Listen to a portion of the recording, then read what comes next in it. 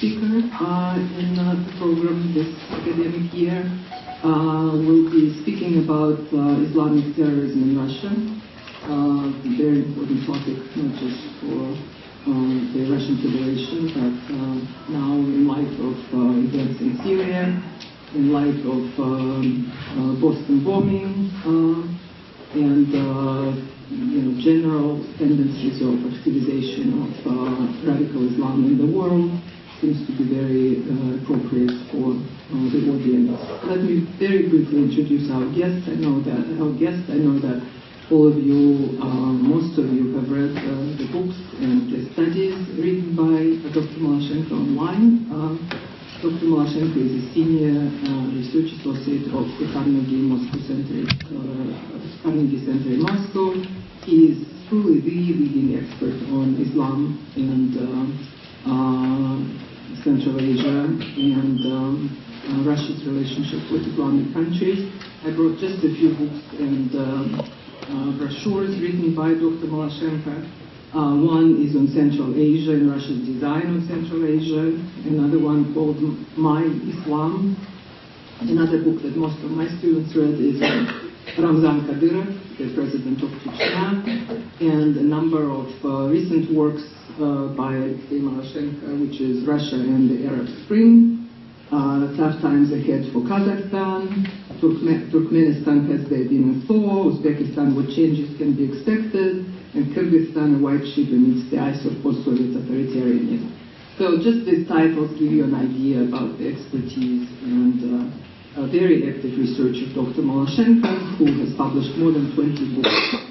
And today we agreed that the topic is Islamic terrorism in Russia. We will work in the format of the presentation that will last about 40 minutes and then Q&A.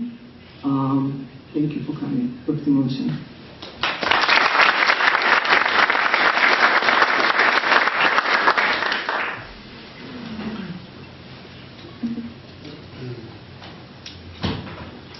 Thank you, Anne.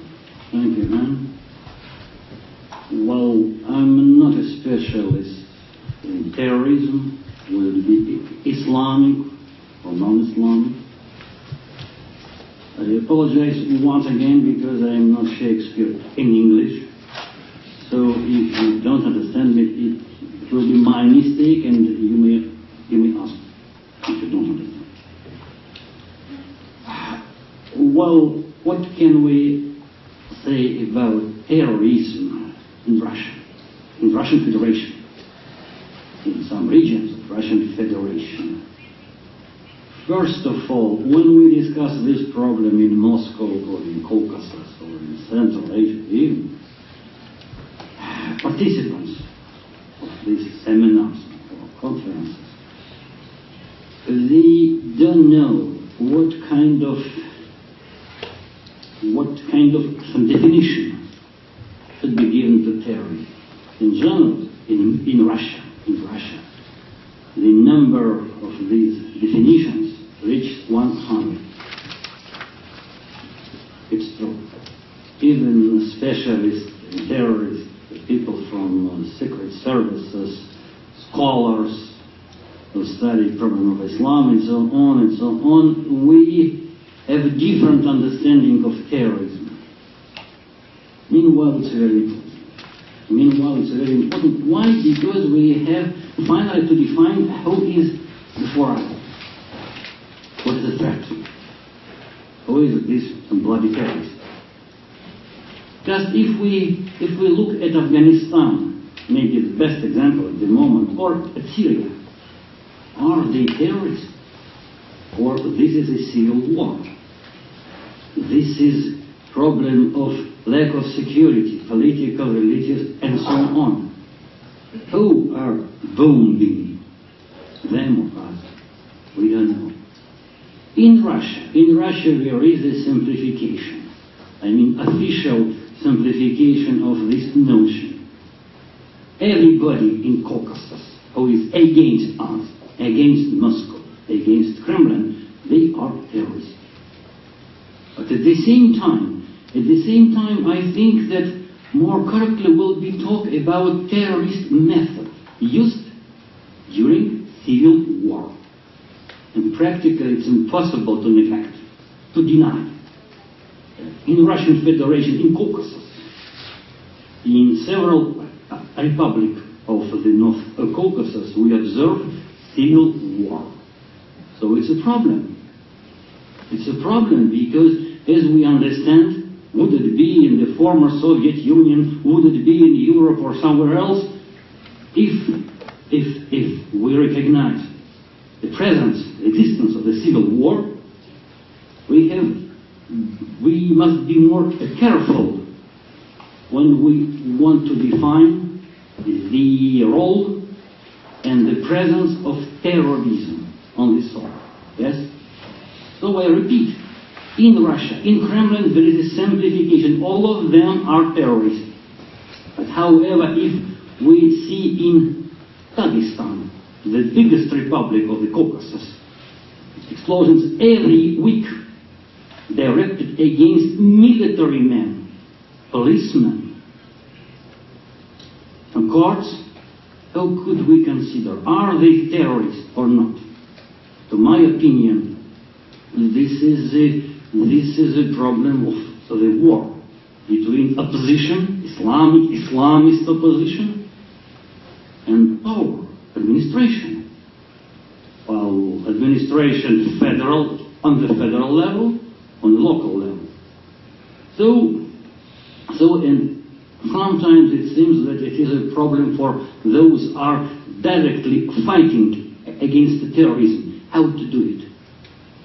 How to define the enemies? So we need in Russia. Just I am not responsible for some Syria, Afghanistan, Middle East, and so on. We badly need in Caucasus to give some a criteria of terrorism. And practically everyone among some Russian experts has its own criteria. What they are. To my mind, it's my private position, maybe I'm mistaken and maybe I'm too stupid, but anyway, first of all, if something happens not exactly on the places of the war, not in Caucasus, but in Moscow, in St. Petersburg, in Siberia, and if it is directed against civilians or against, more broader, against structures who aren't involved in the civil war, this is a terrorism. This is a terrorism. If somebody is exploded in Dagestan, well, it's a civil war. If in Moscow, we can call it offshoots of civil war, but anyway, it's a terrorism. Terrorism which we observe practically everywhere on the territory of Russian Federation. The last case of terrorism took place a month ago in Volgograd. I think you heard about it. It was an explosion of a bus and so on and so on. This is a terrorism. This is a typical terrorism. But I repeat, if we come back to Caucasus, I don't know. To my opinion, it's a problem of civil war. It's a problem of relations between power, between administration and opposition. Next problem, let's imagine that finally we defined who are terrorists and what is a terrorist. Let's imagine. In Russia, and not only in Russia, just I assisted last month in September, October, August, several conferences about terrorism. And mostly those who made presentation confirmed that terrorists and terrorism has no nation, nationality, has no religion. It's something very absurd. I think it's a mistake. It's a mistake in particular for those who are dealing with terrorism and terrorists. Because each terrorist, would it be bin Laden or Shamil Basayev in Chechnya or somebody else everywhere, he has his nation, he has his religion, he has his family, and so on. That's why when I hear a lot of times, well, all the time I'm hearing in Russia that well, terrorists in Caucasus, they aren't Muslim. No, they are. They are Muslims. And this is a problem. And when somebody doesn't want to insult Muslim community or members of Muslim community and recognize that, well, this guy who made an explosion in Moscow, he's not Muslim, he's something else. No, it's a mistake. It's a big mistake. He's Muslim.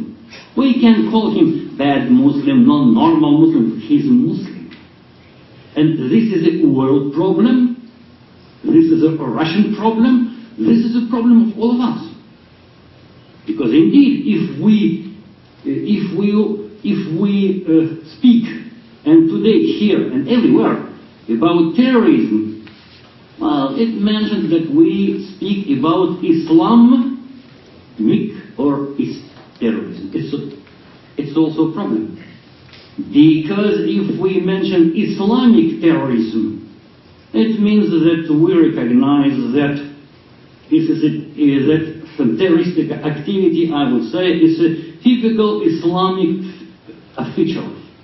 Just we never mention a Christian terrorism or Orthodox terrorism, but we mention Islamic. I think it's a mistake. It's a mistake because it's better to use the denotation adjective Islamist. Of course, the difference is very small.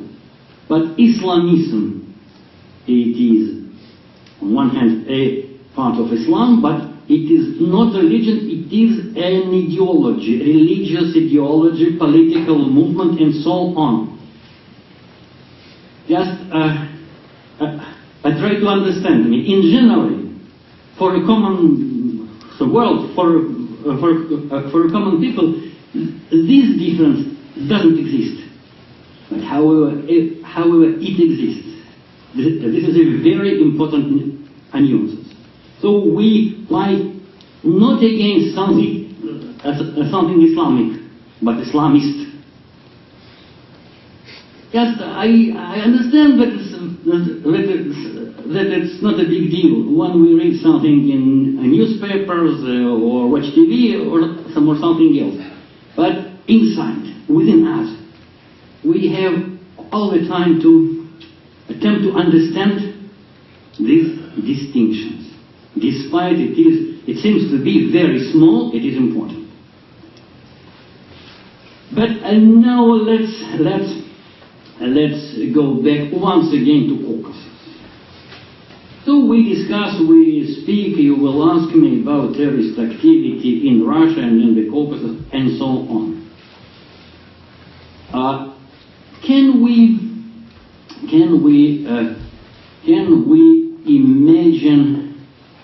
talk about terrorism in Caucasus and in Russia in the one big frame? Terrorism is terrorism, and I think not. Why? Why? You know the recent history, you know the case of Beslan, yes? The tragedy of Beslan, where 344 men were killed, and among them 180 children. This is a frontier between pragmatic terrorism and ideologic terrorism. What I mean? Before Beslan, we have several terrorist acts, including Dubrovka, for instance, some cases with aircraft and so on. But in all these cases, those who did it, the head of terrorist groups, they were very pragmatic because they had some concrete task to make Putin, to make some Kremlin, in general, to negotiate, to recognize Chechen activity, Chechen separatist movement, will of some pieces of Chechen society to get independent. They wanted to show, to Kremlin that they are political force, very powerful, and able to do everything. And they hope that finally, Kremlin would agree and will begin to talk to them as a political force. Believe me, it's true. They hoped. Their level of expectations for them were very high. After Beslan, they understood that it was impossible, because despite victims, despite children, despite this huge tragedy which shaped Russia, Putin said, no, never. We can pay for the lack of negotiations with you, even by blood of some children, but we refuse. Since that time, terrorists, Islamist terrorists or Caucasian terrorists, began to take another form. They were deprived or a pragmatic task. Yes? They understood that it was impossible to make Moscow to talk to them. Since that moment, since the 1st September of 2005, terrorist activity in Russia took another forms, but another ideology. The only one thing, all kinds of terrorists and big groups and small groups, they want to show to Russian society, to Russian establishment, that they are able to do something, they are able to explode, to murder, and so on. But they were deprived of concrete authority. Well, if you ask me, was Putin right when he decided to sacrifice a human life? I'm sorry, I don't know. Just I don't respect his position. I don't like it. But the justification, why it has been done, is that if we didn't sacrifice 300 of human lives, in the future we could lose more. Who is right? Who is right? I don't know. But since Beslan, practically, they didn't risk to do such things. Exception, you can say that one exception was in Nalchik, the capital of Republic of Kabardino-Balkaria. It happened October 13 or 14, but the same year, immediately after Beslan. But that was rather a military action. We can discuss it. But it wasn't a typical terrorist act. That was, I would say, I associate it with the civil war and with the military activity of Chechen and so on. That's another thing. So terrorism, Islamist terrorism in Russia at the moment, it's something idiotic. It's something to show that we are strong. It's like Bin Laden who wanted to punish United States. Now, when we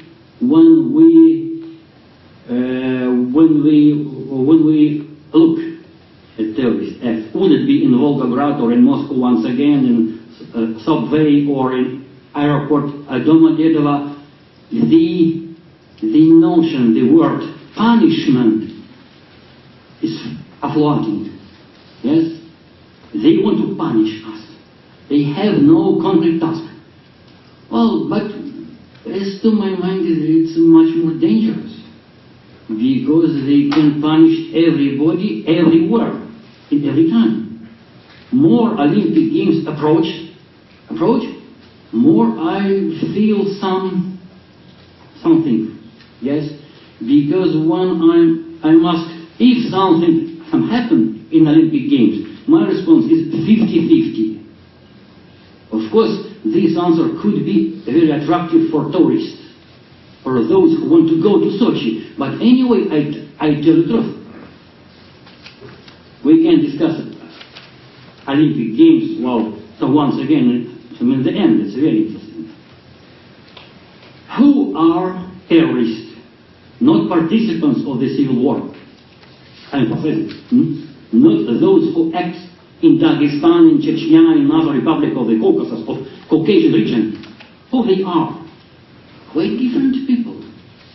Young men, Caucasians, non-Caucasians, or women, Russians. So just I cannot say that they are a very organized group. That they are ready to give all their lives to make something terrorist. But also they want to show that they are present. They want to punish, and in a certain time is how could I say, the direct pretext could be revenge. Some revenge for members of your family, some revenge for your husband, some revenge for you were insulted before. So that's why it's very difficult to prevent terrorist acts. We don't know how we'll do it.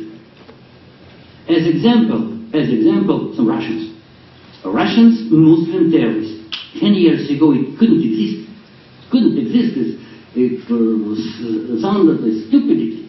It was impossible. At the moment, there are hundreds, maybe thousands, of Russians who converted, or who continue to convert in Islam, and they want to justify their change of their religion. They want to prove that they are a real strong Muslims. They are neophytes. And you know from the history, if somebody converted to another religion and want to show that he is most Pope other than a Pope, he must finally do something, and they do it.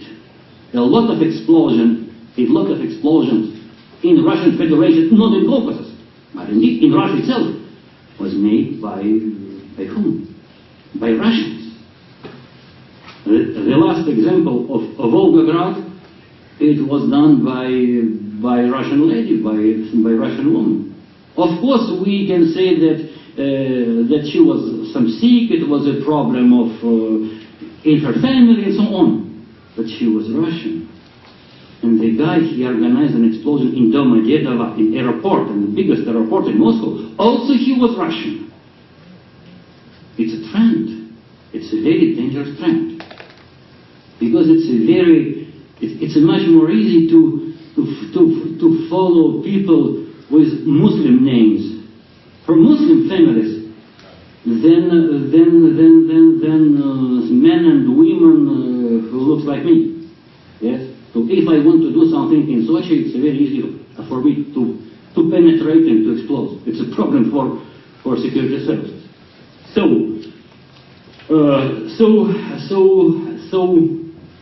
terrorists, they derive from a different some social layers, from different some religions. They are some men and women, and don't forget about those who risk their lives, in particular some women too, who are ready to sacrifice themselves. So it means that, and as in the majority case, they aren't paid.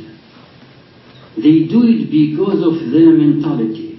They do it because of their, I would say, maybe it's not a very correct notion, because of their ideology. They are a fanatic. Like Lenin, by the way, who did the Great October social revolution. How to struggle with it. So another simplification. Official Russian ideology gives an image of terrorist as a very primitive, sick man or sick woman, educated, elevated in a special camps. Of course, there are camps. In Dagestan, there are camps who prepare, who cook, I would say, these terrorists. In Afghanistan, at the moment in Syria, in Fergana Valley, in Central Asia, that's normal. But all the time we have to take into consideration their mentality and their fanatism. Because, well, just I'm not a specialist, but it seems that it's much more easy to fight against criminals, against gangsters, against somebody else, but not against fanatics. Because his attitude, his acts are practically unpredictable. Unpredictable, just believe me, I'm sure that at the moment in Caucasus, in Dagestan, and not only in Caucasus, but across Russia, there are those who are ready to repeat these terrorist episodes. So when I'm asked, and are we able to put an end to terrorism? In Russia, as example, I'm in Russia, I think no. I think no, it's a problem, it's a political, religious, ideological, cultural, private problems. Just we missed the moment. And not, by the way, only in Russia, but everywhere we missed a moment when we could do something.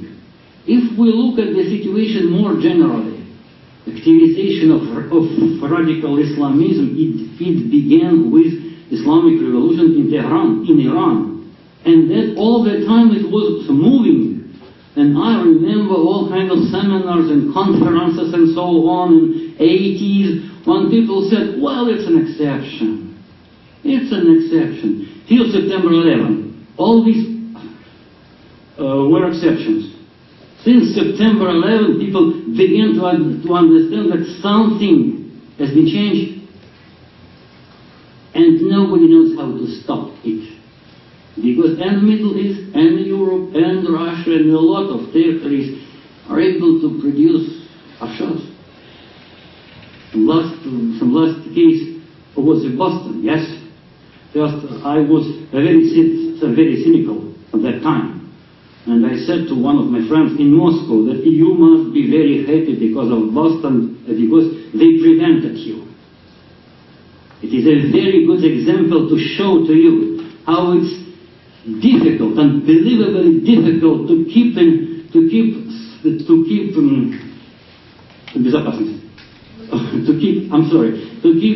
security, just 50-50, as I told before, but some Boston, it was a very good example because it wasn't prepared. I mean, it's explosions on Boston marathons. It wasn't prepared by Al-Qaeda or by some strong Islamic movement, but it was made by individuals. As I told in the previous lecture, by amateurs. And amateurs, as far as terrorism is concerned, are the biggest threat because of their unpredictability. Yes? So just, I have to look at, well, as usual, it's impossible to make some conclusions. I hope that in 10 minutes you will ask me if you have some question, what I missed. Just a minute. I think the only one example, two figures. I'm sorry. Some two figures. In Russia last year we had 13 in Russia, 13 terrorist acts with the participation of 47 women suicide bombers. It became a trend. So if something happens next month, I do believe that it will be done by women. It's not a conclusion, it's only a remark. So I'm speaking, and now, 45 minutes, I think it's enough. Thank you.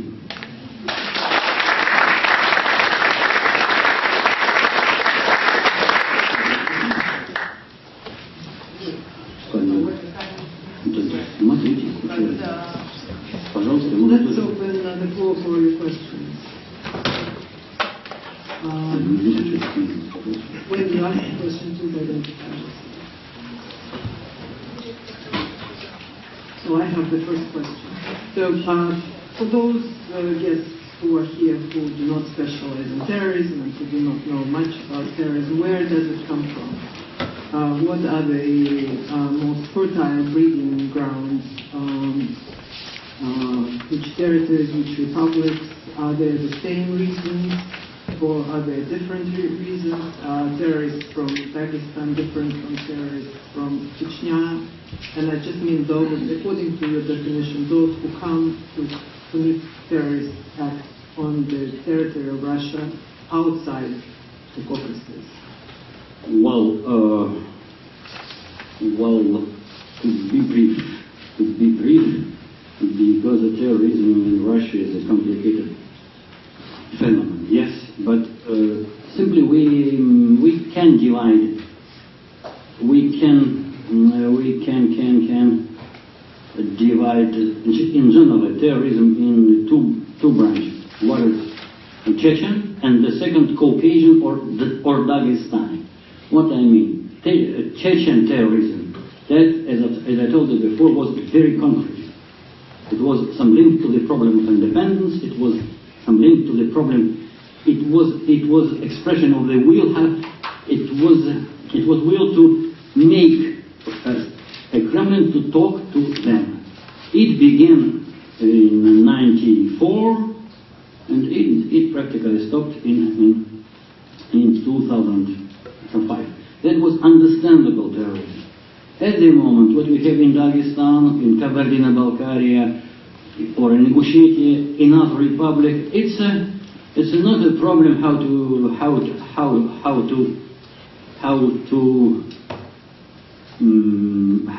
talk to administration. It's only the main reason is to show to administrations that we are very powerful. It's a problem number one. The second problem, it's revenge. It's a revenge for brothers, fathers, members of families, and so on, because they are killed by policemen, by military men. We have to revenge, and they do it.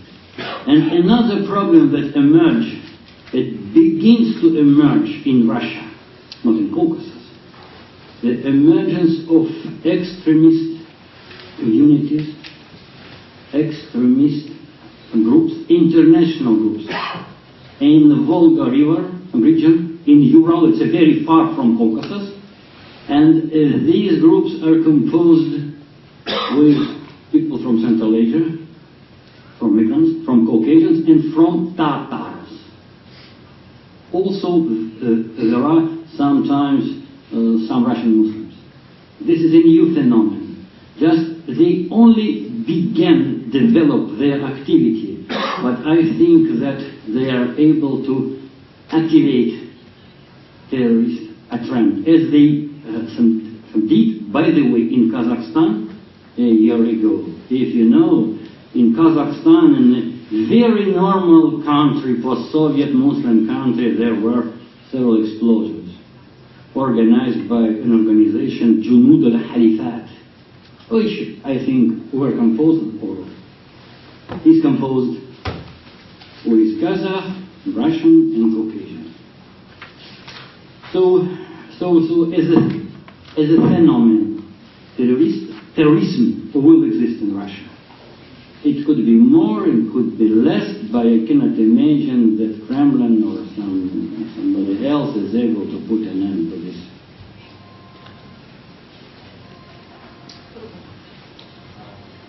Thank you for speaking again.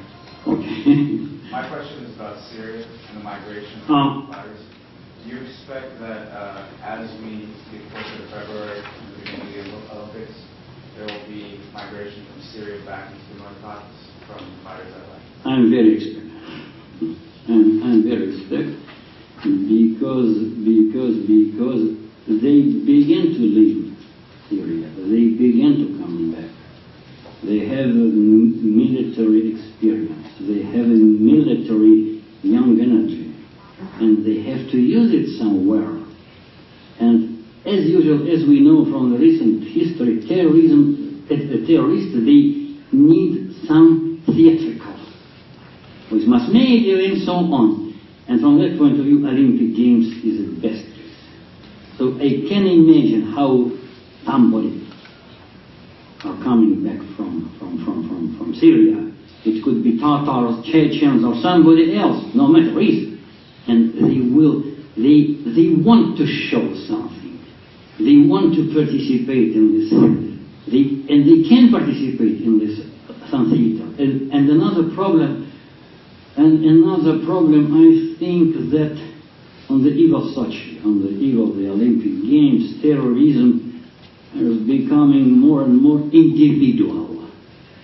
If explosions are made, are prepared, they will prepare not by institutions, but by symbols.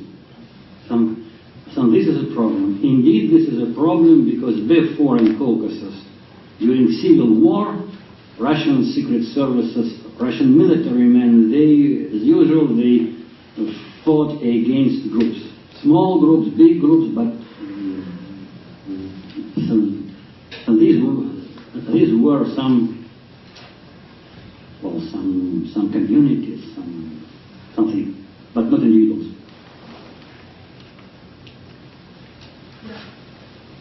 Thank you again for speaking. My question is about the female suicide bombers that you mentioned.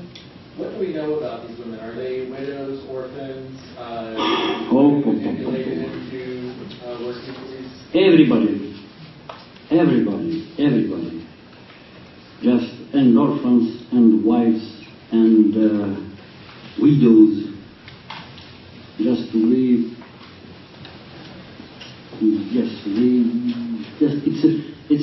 It is impossible to say that explosions mostly are made by widows or by virgins or by something else.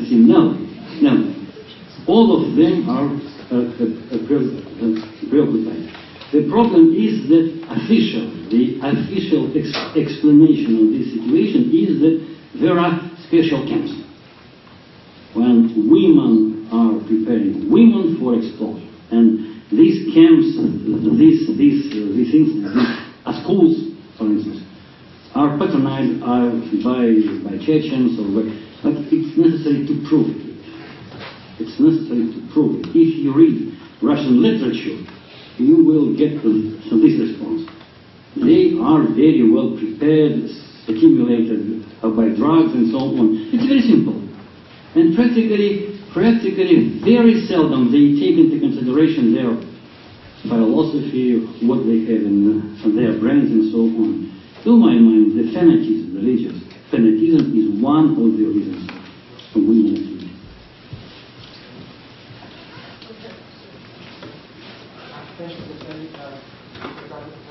I'm a student of terrorist studies, and what I really want to know, has there been any measures taken by the government of Russia to prevent terrorist attacks? And if there is anything, hopefully we learn what can be done in the world. Of course, but we don't know the real situation. As usual, we read in Russian newspaper that the security services, federal security services, prevented 100 terrorists, as we know, maybe. I think that it's not my idea. It's not because I'm so clever. I read about it. First of all, it's necessary to create a lot of chains of agents who penetrated inside all these Muslim communities and so on. But first of all, it's very difficult. It's very difficult. It needs time. It needs money. It needs people.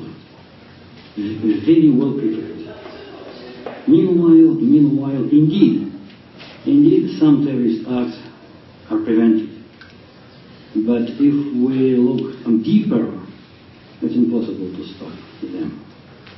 This is a problem. That's why when in Moscow at the moment people in subway see a woman in hijab, a lot of people leave. Yes. Before it never happened, but at the moment they because people think it's about their personal security. So there is no effective strategy of fighting. It is effective, but we don't know how many times it has been effective. We don't know real figures. For instance, when Basayev was assassinated, Shamil Basayev, information about it came so late. But Moscow and Russia itself were full of rumors. If he lives, if he is killed, exterminated. So indeed, it's very strange. It's very difficult to get reliable information. Well, thank you very much for the brilliant lecture and the information invaluable for us. Thank you so much. And my question is about Moscow. On the internet, we read every day that hundreds of thousands Muslim people from all corners of former Soviet Union come to Moscow and they make up illegal settlements. Sure. Whole districts around Moscow have become 100% Muslimic, if not Muslim. It's under the nose of the government and under the nose of the president. Why does not the government do it? You touch very sensible and maybe most sensible and painful topic for Moscow administration and for federal administration. First of all, we don't know how many Muslims live in Moscow. The number of Muslims in Moscow, it hesitates between 300,000 and 1.5 million. Nobody knows, and the mostly administration, they refuse to know. We don't know how many of them are legal and illegal. We have for this number of Muslims in Moscow 5 mosques. 5 mosques, and that's all. During Muslim holidays they are full, overcrowded, and the streets are blocked in central Moscow. That irritates the Moscow inhabitants. We have no problems. We have nothing. We speak, we talk, we discuss, we write, but nothing has been done. First of all, we don't know the number. Then we don't know, as I told you before, who are some legal or illegal. We don't know if it's necessary to stop this penetration, to limit it, or to permit to them to come more and more. And besides, indeed it's very sensible. Before, last year, when we talked about Muslims in Moscow, in Russia itself, migration, we spoke about Uzbek, Tajik, about different peoples. At the moment, more and more, their identity, Islamic identity, is becoming a key word, key notion for understanding not Central Asian presence, but Islamic presence inside Russia. And once again,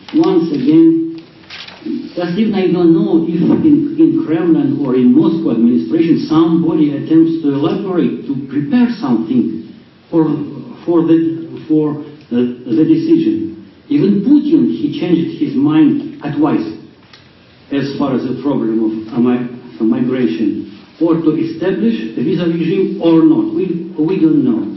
We don't know. As to settlement, not yet. Only it begin to emerge, because the previous head of Moscow, Lushkov, he totally was against emergence of such ethnic and religious districts. Now the situation began to change. Thank you for your lecture. My name is Jerry Davidoff. I'm a research associate on the Eurasian Non-Proliferation Program at the Center for Non-Proliferation Studies.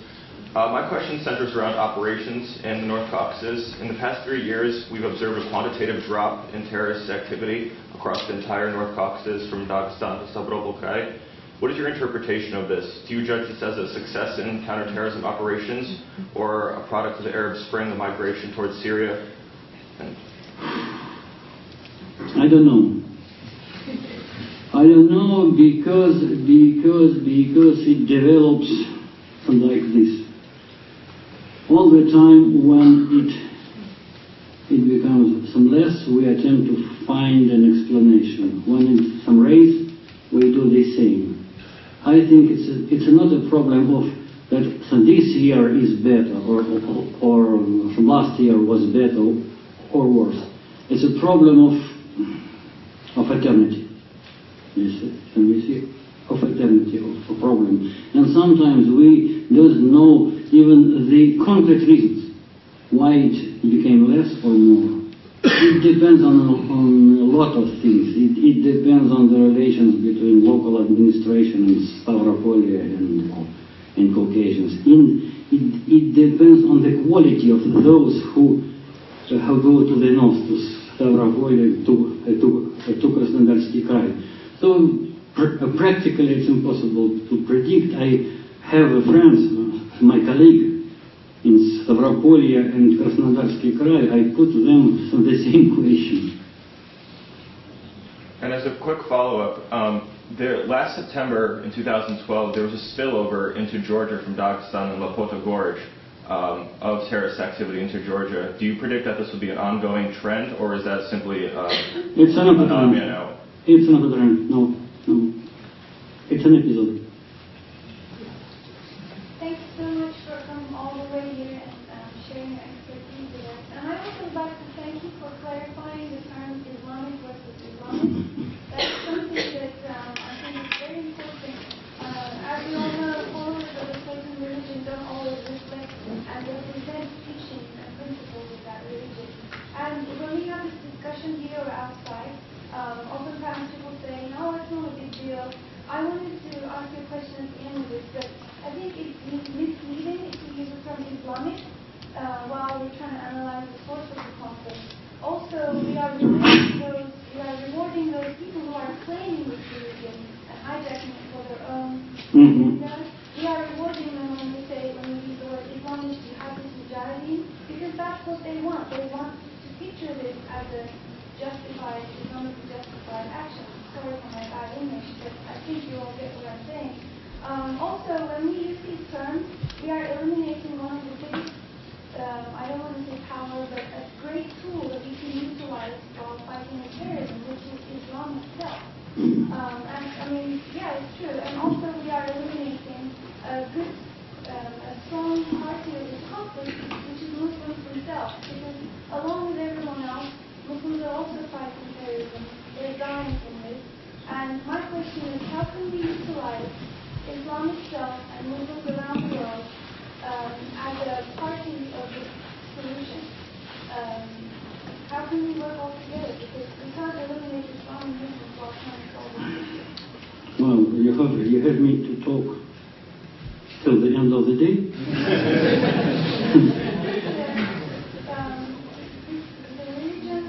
Well, maybe you will be unsatisfied, but try to understand me. Since what time we talk about Islamism? Nobody knows. Maybe it happens at the beginning of 80s, or exactly in the end of the 70s. So this second or minute, we begin to use and to understand notion of Islamism. And at that time, from the beginning, we used both notions, Islamic activity, political activity, and Islamist. But mostly we use Islamic. Then we began to understand the difference between Islamism and Islam itself. The process continues. The process continues. If you use Islamic, if you apply it to policy or to terrorism and so on, you mean that you derive from the idea that Islam is more predisposed to terrorism and so on. Yes? So that's why I prefer to use the notion of Islamist. But at the same time, well, this problem is full of misunderstandings. At the same time, we have to recognize that Islam is very close to policy. There is no division between state, between social problem, between economic problem, and Islam. So it gives to us additional problems of understanding. It's not so easy, because when you want to understand that situation in the black and white, no, it's senseless. It's senseless. The Muslim world is a mosaic. It's a total mosaic. They can be very moderate. They can respect peace. They can be against terrorism. But the same people can say, well, however, it was bin Laden, he showed that he's much more stronger than even the United States. We have to respect him. Very double standard thinking.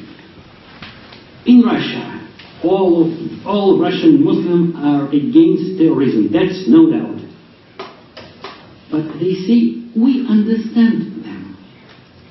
Because that was you from your Moscow have punished Caucasus.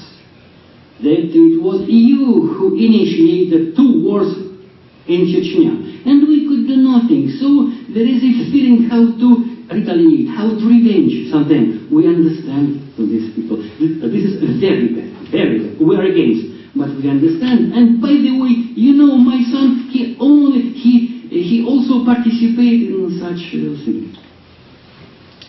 So be very careful. And don't depict it in black and white. It's not mathematics.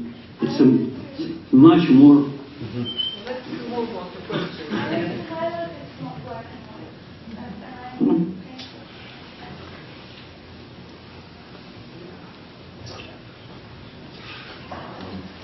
Okay, so today is also the anniversary of the Great Revolution, and perhaps. My congratulations. Oh.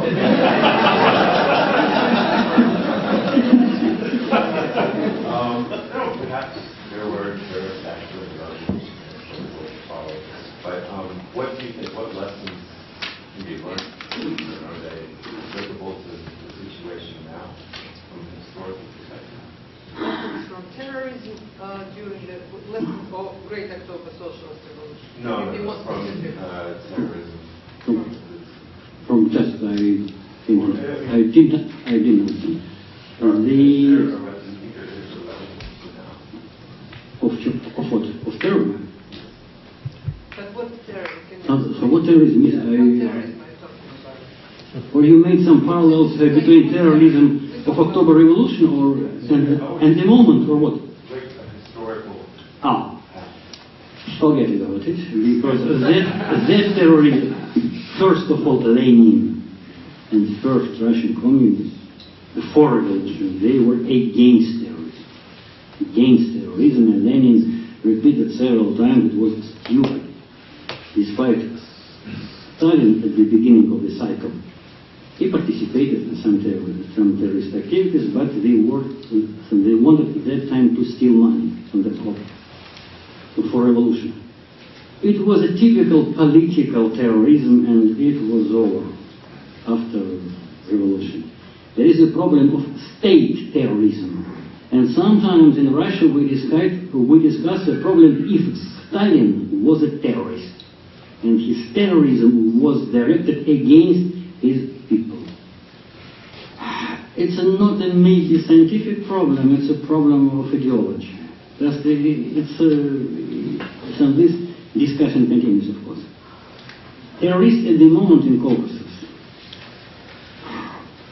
its roots emerged 20-25 years ago.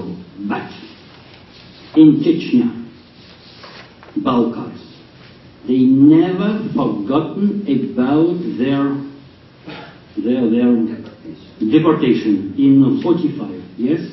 So it doesn't mean that this is direct truth. Yes, this is reason. No, but this is a certain psychological background.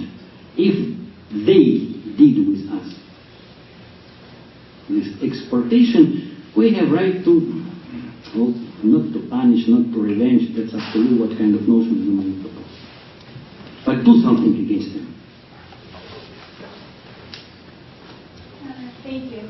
As the threat of Stallone actor grows and becomes more pronounced, Will the Russian government reshape its counterterrorism policy, and if so, how will it be done? Maybe I didn't understand, maybe I don't know, because look, so much time you may read mass media or you may hear that there is a strategy, struggle against terrorism. It's quite different, but we don't know how to understand what they do. Well, as example, some just the figures that come to my mind. So, in 2008 or 7, one of the Russian generals, I forgot his name. Well, never mind. But he said in Kazakhstan we have from 2007 700 terrorist communities. Next day, somebody else from the same institution, from the same commandment, maybe even his deputy, also general, he said that we have in Caucasus 450 extremist groups. So about what kind of strategy we can say? We don't know. Another example. Now, some of Russian experts say that the number of members of radical Jamaat in Ingushetia, a republic in Caucasus, is about 400 men. Another information, also official some information, 10,000. So what kind of struggle if you don't know the number of your enemies? And it continues since the first Chechen war. We have never known about casualties, how many killed, how many wounded, and so on. So that's why when we discuss a problem of terrorism or Islamic situation in the Caucasus, sometimes we use rumors or information that comes from our friends, or on what you have seen yourself. It's Russia. Oh.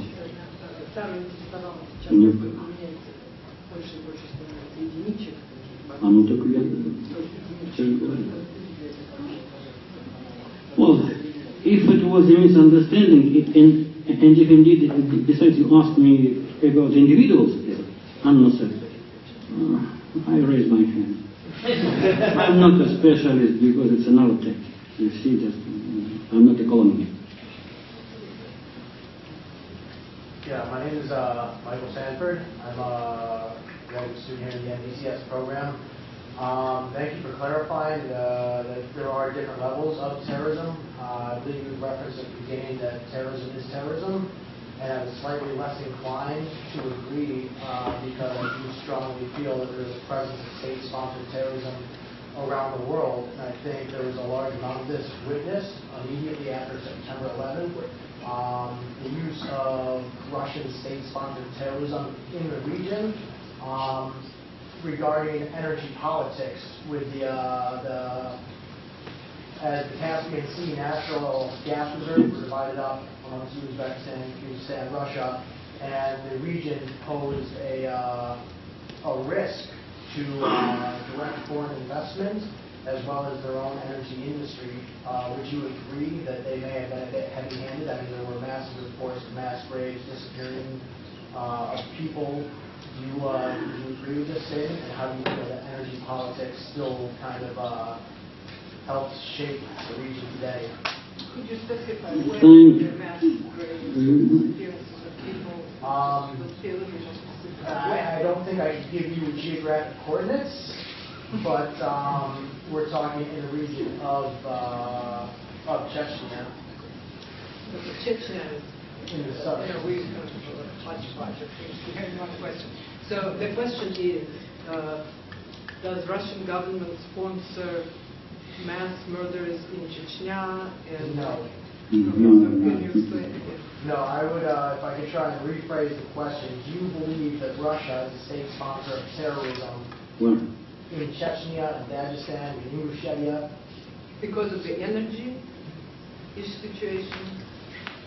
It was not very clear because you talked about the energy. I was trying to forego giving the background that following 2000 was the completion of the, I believe it's the Baku-Novossibirsk pipeline.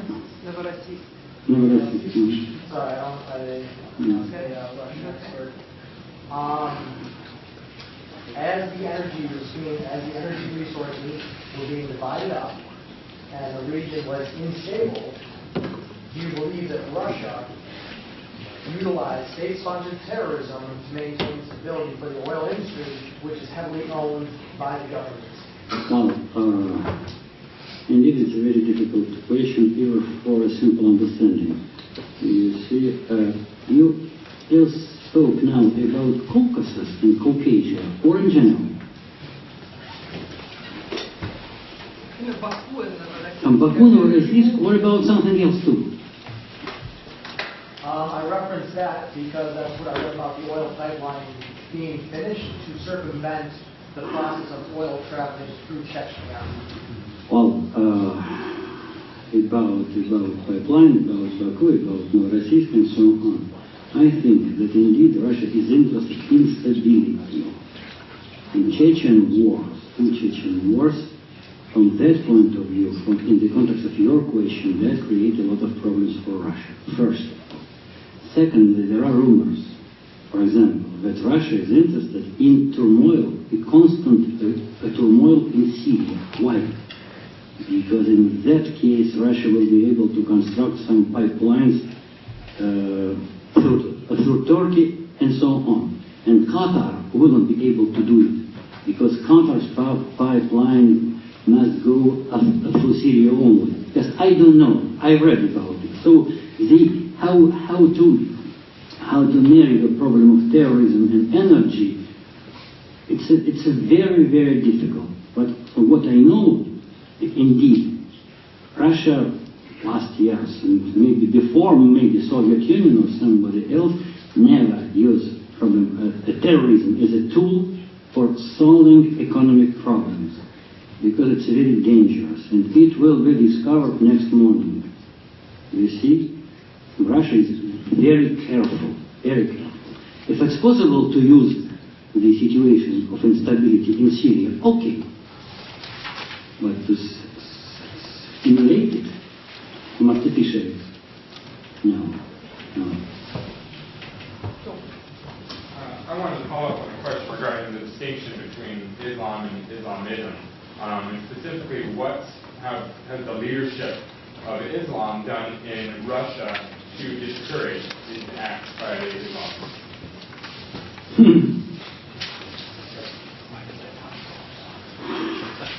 Because a Russian official clergyman, Muslim clergyman, official, is very hard, very loyal to administration, to Putin. Of course, all the time they badly criticize Islamism. That's normal. And would it be in Tatarstan or in Caucasus, they consider Islamists, sometimes are called Salafi fundamentalists, Wahhabis, Jihadis, and so on. They are enemy of the Muslim clergymen. That's normal. But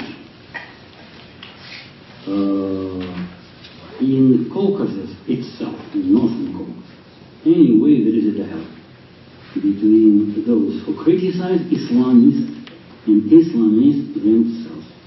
It's not a big deal, it's not a big dialogue, but the ties exist. And sometimes some Russian officials, like for instance former Prime Minister Yevgeny Primakov, who was a Prime Minister in the end of the 90s, he said, Islamic fundamentalist, it's not a bad thing. We can cooperate with them. We can work with them. So it was a shock for Muslim clergymen who were very loyal to Yeltsin at that time. So the attitude to Islamism on the level of political establishment wasn't continued to be a little bit some double standard. We know the positions, the attitude, the vision of Egypt when the Muslim Brothers came to power. Yes, it was normal. Okay. Let them be because they were elected by people. It's a very typical Russian position. If he left, okay, it's better even. But we are ready to deal. And besides, there is a problem that maybe even you don't know about it. There is a problem of pro-Muslim lobby. Pro-Muslim lobby in Russia, which is composed with some Russian deputies, some Russian politicians, and their main point, main idea consists in that if Putin doesn't want to reestablish normal relations with the West, with Europe, with the United States, if you, Putin, Mr. Putin, if you have some problems with America and Europe, let's be friends with Muslim world, because there nobody will criticize you as far as human rights, freedom is concerned. We are similar. And this lobby during Arab Spring, during the beginning, the first year of Arab Spring, became rather strong.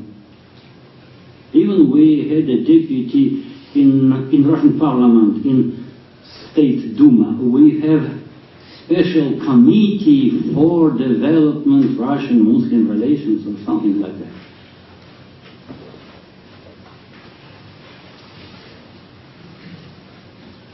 My name is Alexander. I'm also a student here at Monterey Institute in the Non-Proliferation Affairs and Studies program. My question has a couple parts to it, where it's in the methods of increasing security in Sochi in upcoming Olympics. And it's understandable that all efforts are being taken or no efforts are being spared to increase security at the time. But according to reports, there are such methods as phasing out or pushing out Central Asian migrant workers who make up a majority of the workers in Sochi, replacing them with Russian, ethnic Russians as staff members closer to the data itself, and having non-Muslim staff members. Considering that the possibility that a device could have already been planted, or a Russian ethnic person can be used, what is the most likelihood of each, considering the past with Kadyrov assassination, also with the device planted ahead of time? And what would be the likelihood, or where would the threat most likely come from? Alexander, well, I understand you, and also this question is very spread in Russia, and we discussed it, and indeed we have no answer. There is a joke that the better way to keep security is to invite the only one tourist, Putin. You see, what they do, how they understand their position. They do their best to eliminate every possibility of something terrorism. Would it come from Russian, from non-Russian, from Muslim, from non-Muslim? Every possibility. If somebody from Federal Security Services now, these days, reads in your eyes that you can do something and you have a birth, like Islamic fundamentalists, maybe you will do their best to eliminate it. They, at the moment, as I understand, they use typical Soviet style to prohibit everything. Otherwise, if we have explosions or murdering or something else, that will be a tragedy for Russia, for Putin. Oh, he promised, but he didn't.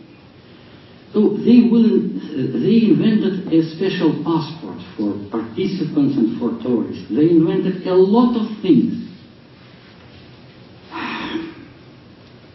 I don't know, and they know, they attempt to use every possibility to limit access to Caucasians into Russian, to Olympic Games. If you are Russian and if you have a possibility to go, you will be controlled several times. Well, maybe I understand them, because if explosions take place, it will be awful for people and for human life. But before, just maybe I'm mistaken, before we had no such experience, how to protect the massive population. If it was Soviet Union, it could be very normal. 2 divisions of Soviet soldiers will perform a role of tourists, and that's all. Now it's impossible. Now it's impossible. Yes, I remember Olympic Games in Moscow, that I know. You see? So just, I understand that you aren't satisfied with my answer. But as to me, I am not satisfied with what I know about security measures on the eve of the Olympic Games. That's very simple. Yes. My name is Isham. I'm a candidate for the Non-Proliferation and Prison Studies program. My question is about the assassination of Shamil Basayev, and how much do you think that affected the effectiveness of the Islamist militancy? My other question is about his hometown, Vidino. About what? Vidino, Vidino? Yeah. Is that place still a center of Islamist militancy or not? It was. Was, okay. And my third question is about the Islamic philosophy or the school of thought that the militants are currently following. Are they Salafi, or are they also Naqshbandi or Chishtis, or Qadris? Because there's a lot of Sufi schools of thought in the Caucasus, the majority, I think. And related to my third question is when you said that the Muslims, that there's more people are becoming Muslim, or the communities are increasing in Russia. Is that to a certain school of thought, or not? Well, about Vedeno, indeed, it was the heart of Islamic activism. About Shamil Basayev, I beg your pardon of using this word, but Shamil Basayev was the last charismatic hero of Chechen resistance. And of course, when they lost him, that was a tragedy. That was a tragedy. Well, we can say about Shamil everything we want, but anyway, he was a charismatic, he was a clever man. And sometimes they say that he had a chance to, how to say it, to join Russian political establishment, but he refused. About Naqshbandiya, Qadiriya, and Shaziliya. In Shaziliya, this is 3 brotherhoods, very broadly spread in Dagestan, first of all, in Ingushetia, and in Chechnya, well, mostly Qadiriya. Well, as you know, I think that Naqshbandi is very broadly spread in Central Asia. At the moment, there is a renaissance of Naqshbandiya in Ural, in Tatarstan, in Bashkortostan. It's a traditional Sufi Islam. And of course, there is a concurrence between traditional Sufi Islam and New Islam, Arab Islam, fundamentalist Islam, and so on. This is a struggle with casualties, of course. A lot of people, a lot of sheikhs, Naqshbandi sheikhs, and Qadri sheikhs who were killed. The last, some sheikh was killed, by the way, by Russian women. Sapritina from her name, yes? I think that the balance between Sufi brotherhoods will stay, will remain, despite their. And even sometimes we observe a certain reciprocal penetration between New Islam and Old Islam.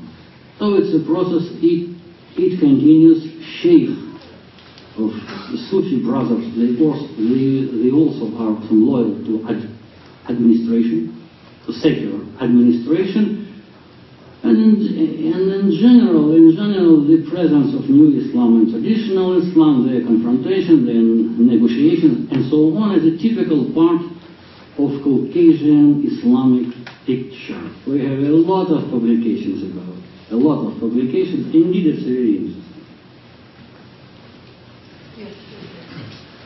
Thank you so much for being here and talking to us. I'm also a student at Moraine Institute of International Studies. My question has to do with the causes of terrorism. You talked about some of them in your speech, religious... With what, sorry? Causes of terrorism. Causes of terrorism in Russia. Some causes. Yeah, you covered some of them, like religious, political, cultural, revenge. Don't you think there is one of the causes of terrorism is economic in Russia? And if that is true, the Russian government can solve this problem by providing economic incentive to those regions where terrorism is popular. You speak Russian like a typical Russian deputy. I think that if we solve the problem of unemployment or some economic problems and so on, everything will be okay and we'll continue to move to the communism. It's mistake. It's a mistake because I think that terrorism as well as Islamic radicalism now it became more self-sufficient. And I can prove it because I know that among Islamic radical and extremist groups are people, are young men who graduated from university, are doctors. So of course, if Putin is able to do something with unemployment, that's okay. Of course, the economic situation, the social situation, and blah, blah, blah, will be much better than at the moment. But Islamism is a phenomenon. Islamic radicalism, or Wahhabism, and so on, they accumulated their own roots, cultural, religious, and so on. You can have a very good position in the ministry, even in the foreign ministry, and you will be Salafi or Wahhabi. It's very typical for Caucasus. So I have a question. In one of your presentations, it was the day before yesterday, you gave us names of major Russian cities, such as Astrakhan, or Volga, and you said that up to 30% of its residents now are Muslim. Krasnodar, up to 25% are Muslim. Krasnodar is a city in the south of Russia. Stavropol, up to 25%. Rostov, up to 12%.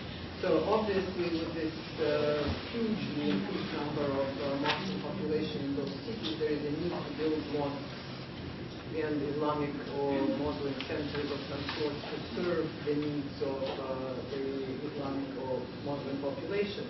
Is this happening? Are there any more mosques built or centers of education? How does the government, federal government, and local government handle that?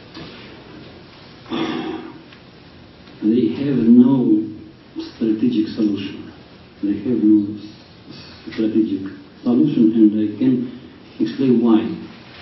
When we see how many Muslims we have in some southern territories of Russian Federation, as you mentioned, Rostov, Astrakhan, Krasnodar, Stavropol, Volgograd, of course the idea comes that it's necessary to help them to build their mosque and to give them permission to do it themselves.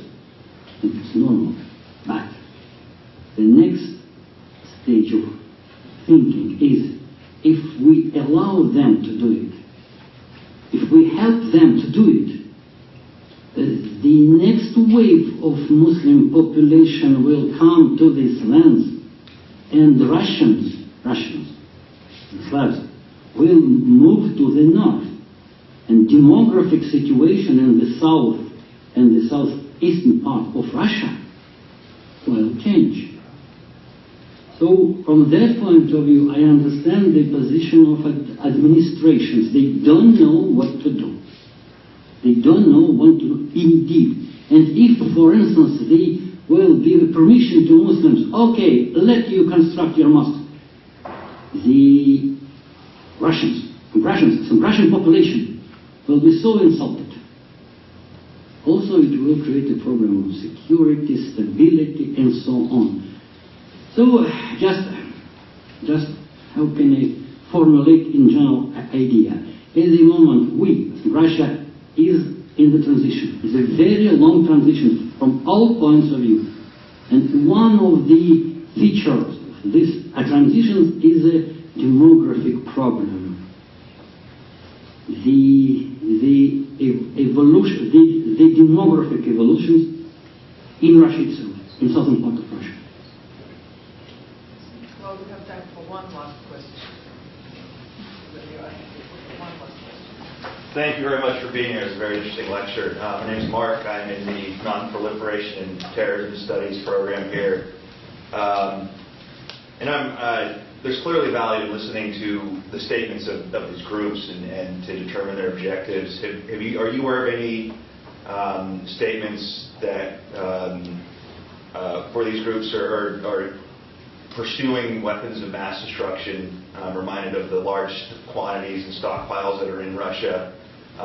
If so, what do you see the likelihood of that happening?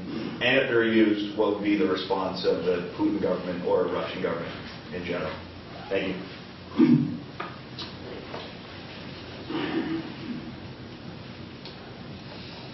You see, there are two positions in Russia, if you understood you correctly.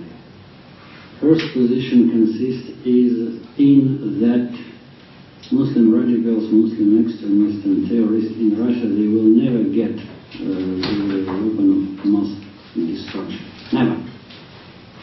It's stupidity. It cannot be. The second position is it's very possible.